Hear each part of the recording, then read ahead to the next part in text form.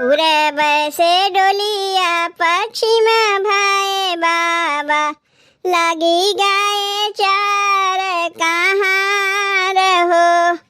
पूरब से डोलिया पश्चिम भाए बाबा, लगी गए चार कहाँ रहो। जब डोलिया पहुँचे पीपरवा के तरवा, पीपरा के पते झरी जाई हो।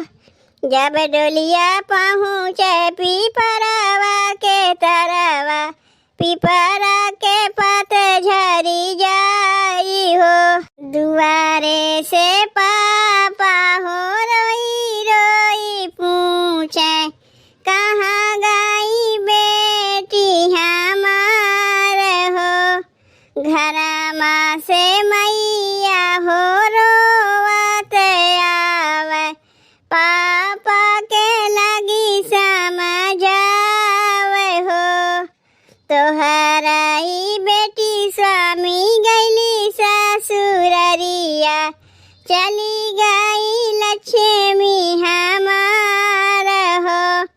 तोहराई बेटी स्वामी गईली ससुररिया, चली गई लक्ष्मी हमार हो। दुआरे से भैया हो रोई रोई पूछे, कहाँ गई बहिनी हमार हो। घरमा से भाभी हो हंसत के आवे, भैया के लगी समझावे हो।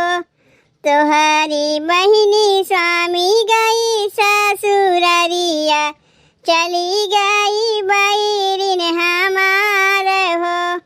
तोहरी बहिनी स्वामी गई ससुररिया, चली गई बैरिन हमार हो। उन्हें कर रोटिया बाचल रहिए स्वामी, खाई हाई कुकुर बिलार हो। उन्हें के कपड़वा के पोतना बनैबे, लिपबै आंगनवा दुआर हो। उन्हें के कपड़वा के पोतना बनैबे, लिपबै आंगना दुआर हो।